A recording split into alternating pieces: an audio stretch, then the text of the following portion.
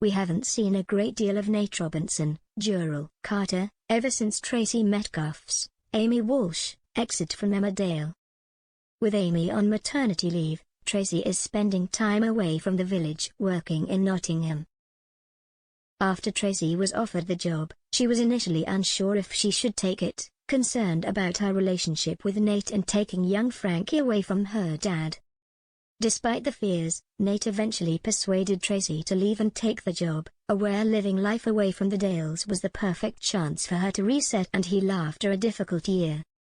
While Tracy may be enjoying herself, Nate is gutted as he watches old videos of his daughter, devastated to be missing out on time with Frankie. He ropes Ryan, James Moore, into a pub session in a bid to distract himself, but where will things lead?